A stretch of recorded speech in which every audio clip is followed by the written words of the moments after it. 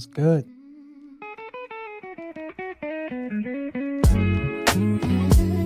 Me too. I'm ready.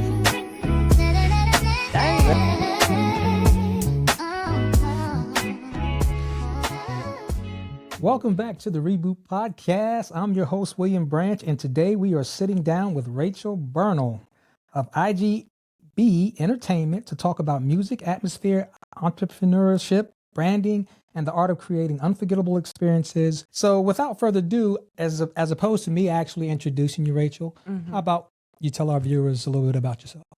Sure. So Racheal Bernal, coming live from Woodbridge, Virginia today. All right. Nice. Didn't always live in VA. Moved around quite a bit, but I've been here for a good 10 years, probably more. You brought up the business, so I'll go ahead and touch on that. I manage my husband's business. It's called IGB Entertainment. When I met him, he had been DJing a few years, and as most young DJs, you know, their dream is to be a famous DJ. And with Ian, I had no doubt that will still happen, but it's hard to get there. It's really hard to get there.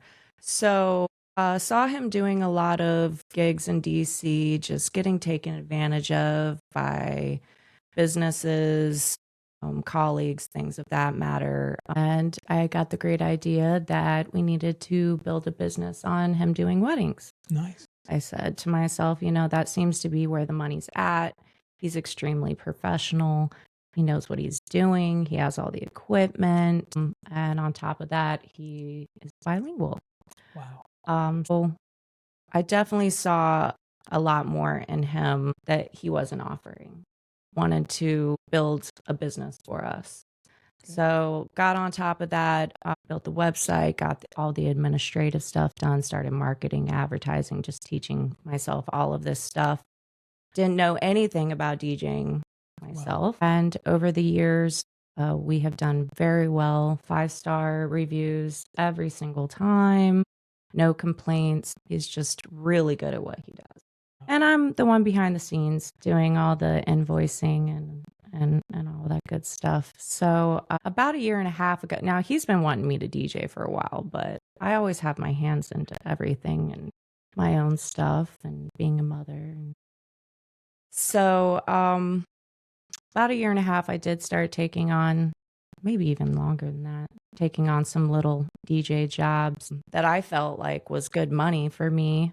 And I had all the equipment at my fingertips. I had some knowledge. So he started teaching me. And from there, now he starts telling people I'm a DJ. I don't really like to ever label myself. I've always been like that. When I used to do art, I never called myself an artist. I just, unless I'm the best of the best, I don't really like to say. But pretty much how I describe it now is I'm a baby DJ. But I also compare myself to other DJs when I'm out and I'm like, yeah, I'm better than them. And I have to give my husband all the credit for sure. He is really, really good. It's crazy how good he is and that he's not like up there with these big time shows. Wow. I mean, he's that good. So I can't help but talk about him. I'm crazy about him. Wow. But yeah, business is really good right now. I just redid the website. I'm super happy about it. I put a lot of hard work into it, and that's www.igbeentertainment.com in case you want to check it out. I am open to constructive criticism, or you can just tell me it sucks, you know, like I'm going to go and fix it. So let me know what you don't like. But yeah, so right now really focused on the business. Both my kids are adults now. Just recently did a DJ gig in Alexandria at Bar 86. It's a speakeasy that just opened up last October. So that was a new experience. Usually I do like graduations, birthday parties, smaller events, not so much like the club bar scene. Right. So I put in a lot of work, you know, practicing mixing and transitions, all of that goes along with being a real DJ. Right. Not just, you know, pushing the buttons. So yeah, you know, just really focused on the career right now. And, you know, that's really where my focus is. Nice. Nice. Right. Nice. Nice. Okay. So let's get right into the interview. Okay. All right. So the first question is, what first drew you into DJing and event entertainment? Okay. And I think you may have already touched base on it, but just if you Yeah. can kind of. Well, I think it's a creative outlet for me. I've always been really into art and aesthetic and music, all of those things. I would say I have been called a perfectionist a time or two. And I think events are very important for people. They have this vision and idea, and it doesn't always translate how they want it. Right. Sometimes they, need a professional. I do a lot of research on what's new, what's the up and up. You want your event to be different than other people's, better, memorable, and special. So I guess it's just a niche that I got into due to my husband DJing and just my love for throwing parties. I like to party. Right. So I like to throw parties. I don't always have a reason to throw parties. So let me throw a party for you. Awesome. But yeah, it's fun making, catering and event planning and throwing around ideas and making people's dreams come true. People usually, they have a budget for, their plans, and I like to take that budget and, use it to give them more than what they wanted. What they So bargained for. I'm really good at budgeting. That's another thing, that I feel like I shine at in regards to events and things like that. Right. I want to try to work with everyone's budget. I feel like, not everyone can afford, a $25,000 DJ. Okay, I get that. Where can we, cut down on some prices for the event? How can we do things ourselves?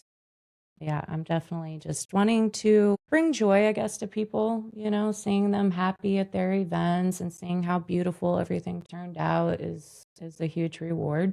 Nice. So it's a rewarding business for sure. Yeah. Nice. Nice. Nice. And I think you touched on this as well. A lot of people think DJing is just pressing buttons, right? Yeah. And what's the part that people don't see? So I'm can be very stubborn. And I like to take the short cut. I don't have time to sit here and practice and practice. Otherwise, I would be the country singer you mentioned. But no, I just want to download some software, get this going, make my list. So my husband has told me a few times, honey, it's not how you really got to put in some time to be a real good DJ. So there's a lot of music technicality that goes along with it that I didn't realize, just counting the beats and all of that. That's where it was quite difficult, is mixing in the different songs that have different BPMs, different genres, how to do those transitions that make you look skilled. Not anyone can just do that like that. Nowadays, people don't want any dead air whatsoever. So just playing a Spotify playlist is not going to work for a lot of crowds these days. They have been trained now to have very short attention spans. And so a lot of DJs now, the real good ones, are mixing and music in and out very quickly to keep them energized on the dance floor, not getting bored, and having a good time. Right. And that takes skill and practice. It's not just pushing buttons, it's learning your equipment, which took some time to do for sure, but it can be done. You gotta put forth some effort, watch some YouTube videos, and get to practicing. Get down, right? Yeah. Nice. Nice. Nice. All right. Next question. What has been the biggest challenge as a woman in the entertainment industry?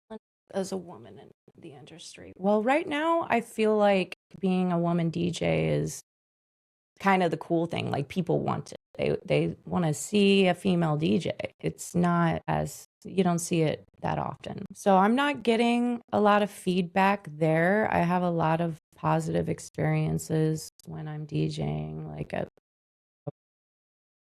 It is harder for me to transport all the equipment by myself. I come back with bruises, backaches. The next day, I'm usually in bed resting because it does take a lot out of me. But like in the event part of things, like for instance, if I was helping planning a wedding, working with some of the vendors can be difficult. Women working with other women and strong personalities, I suppose. But I just have only had a lot of positive, experiences. from being a woman in the industry. So I have had some pushback on things like me managing. People don't want to trust my opinion on things. Right. I don't know if that's because I'm a woman or just me in general. Yeah. Okay. Okay, next question. All right. Okay, your website gives off a very polished, luxurious vibe or a luxury vibe. Was that branding intentional from the beginning? Absolutely. Nice. Yeah. Can you kind of elaborate on that? All right. So it all started like 10 years ago when I made the first website. We really decided on like some color schemes and stuff. And so we have tried to stay there. It was mostly like a gold and a purple tone. So, you start with colors, you start with fonts, photos, things of that nature. Right. And, what I do is pretty much what I see that works. I see things that are working on other sites. I go to them and I'm just like, what I hate. A lot of sites I go to, I'm like, this is terrible. I don't want mine to be like that. Right. So I'm just really going off of what I would want if I was a bride or somebody looking for the best DJ, Right. So I want it to look very polished. I wanted it to be perfect. I wanted it to bring in all of the things that we specialize in. So I wanted to talk a lot about Ian and being able to speak Spanish and English. I felt like that's really important for a lot of culture, multicultural weddings around here and events. We have a huge mixed culture society like in this area. And to be able to have both parts at a family event is extremely important. And him being so articulate and educated in different languages and cultures is just a huge talent that he can bring to it. So I Right. wanted to really showcase that. Right. And I just wanted to show, like, with the images and things like that, the luxury feel that he brings, top-notch equipment, looking prestige, dressing nicely, all of these, because some of these events around here are very high profile. Right. For instance, he DJ'd for Steve Aoki one time. He was doing an interview for the Democratic Party, and Ian's behind him doing the music. Okay. And that right there, you can't just be anybody off the street. You have to have a persona. I want this website to show like he's ready to be a professional for a professional. That, yes, we can work with most people's budgets, and that's why I'm on there. So if you go through the website, you'll also find a page, budget friendly DJ. That's where I come in. Right. Because, okay, I'm not going to feel comfortable behind Steve Aoki. Okay, no way, Right. no way. But also, we have what I wanted to have is just something for everybody. Right. Not just like, hey, we only want profile luxury events. Yes, that's where I think Ian is going to shine and do the best for our business financially. But also, like, I enjoy just doing the small events, low stress for me. Right. Also, being there to cater for those type of customers as well. Right. So yeah, I was just trying to have a website that can be easy navigated as well. I feel like it's so easy to navigate and find and contact us and all of that. So thank you though for checking that out. I appreciate it. It's my baby right now. Absolutely.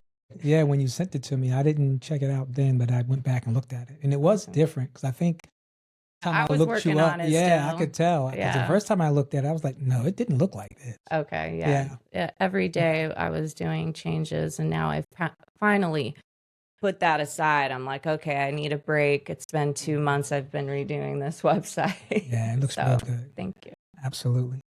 All right, let's switch gears a little Sure. bit. So how important do you think is music to mental health and emotional well-being? Oh, definitely. I mean, it's extremely important. I mean, music for since the beginning of time has, been emotional and helped people in many ways. So absolutely. I think that, music preferences can change during different times in our lives, and we can hear a song from back in the 90s and it'll take us right back to when we were children and bring back those memories, or if you were a child then, or whatever the time may be. But yeah, I think it's extremely important. I mean, without music, oh my goodness, it would be a very dull world. I tend to agree. I definitely tend to agree.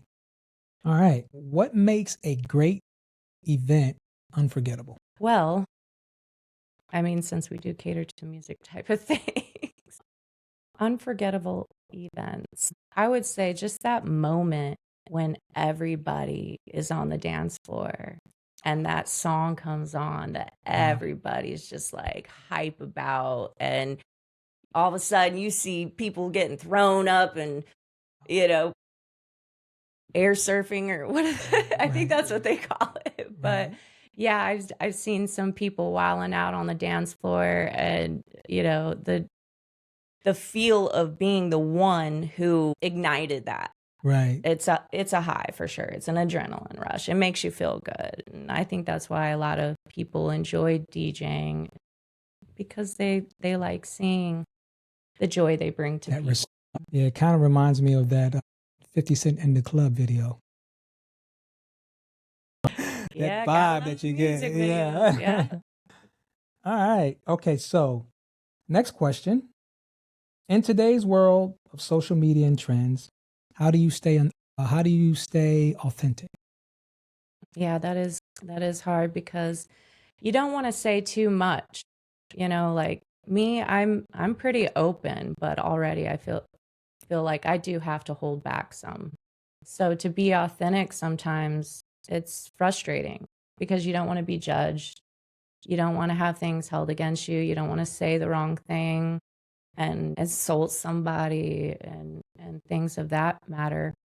But I do just try to be me and like post things that I do daily, and a lot of people probably get annoyed with it. I'm positive about it. I've had comments like, "You're always posting your food." I'm like, okay, but dig deeper. Why am I doing that? It's probably because it's something I'm proud of. It's probably because there was a time in my life where wasn't able to eat that much or good food. Right. So food's important to me, and I like it. And so, that's part of me that I post that may be annoying for people, but I try to be authentic, but I also like to be trendy, so I'm all over the place. I'll post things about products I use. I'll post songs that I like. I'll post TV shows. It's not hard to get to know my likes if you follow me on social media and what I'm doing. So yeah, but it's me. And I mean, it can't get more authentic than that unless you're really, personal with me and know me, outside of social media. Right.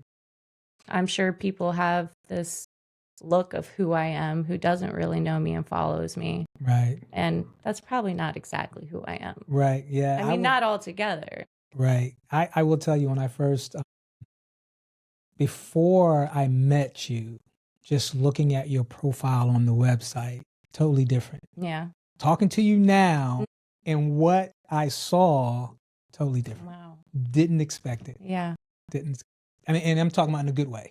Yeah, no, absolutely. No, either way, like I don't take offense to that. No, because that's normal. Yeah, way. Yeah. And then you meet.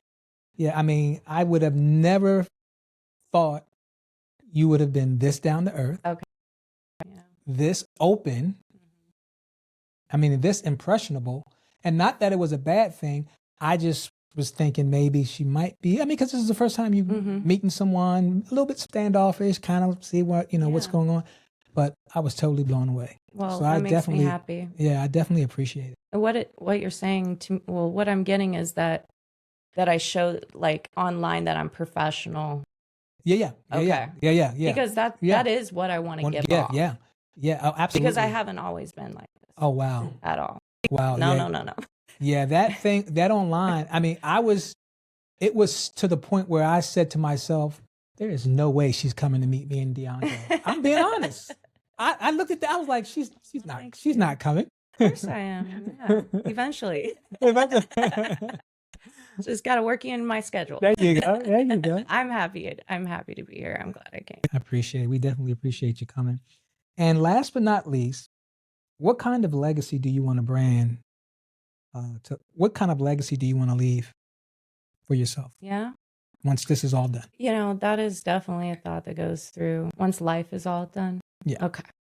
Yeah, that's definitely a thought, like in my age bracket of where I'm at, I have some regrets in my life, like most people do. And it's just like, okay, now I'm on the second part of my life, I feel like. And what do I have to show for it? Like, what am I leaving behind? And it's difficult because a lot of the things that like my parents cherished, like just actual photographs and things like that, most everything now is just so digital. Gosh, no, everything's fine. in the digital world. Right. So it is hard, like, because a lot of times I'll be like, yeah, when I go, it's just gonna be like nothing, like, oh, she's gone, the end, and going on. And I used to want to make a difference in the world and tell my story and help others. But then I started feeling like people don't want help. They don't want to hear your story. So I gave up on that and started living a little more selfishly. I will admit, just focusing on my family and my kids instead of more of an outreach situation. Right. So yeah, that question's very difficult. I don't know. I guess I just want to live up life. Like I said, I love to party, I want to travel. I want to see the world. I want to do some selfish things only because I've lived for others so long and I'm tired. Right. I'm very tired of caretaking and codependency and a lot of things that I've been through in my life. I want to enjoy the good things now and live, more simple and appreciate not so much materialistic things, but more peace of mind and health. Absolutely. 100%. And just to kind of go back to when I was saying that you wouldn't come here, it's not that me and DeAndre aren't professional. No. I just was thinking that you were so advanced in your, because me and DeAndre are just starting out, right? So we're trying to build this thing. No, that's what I like. I thought that, you had already, I think she's already established. She's probably not going to want to, take time out. So that's what I mean. Not that, because this guy right here is one of the. Hey, this is an amazing setup you guys got here. You guys got a great startup. I'm definitely into working with you guys for sure. We definitely appreciate it. You guys are very professional, in my opinion.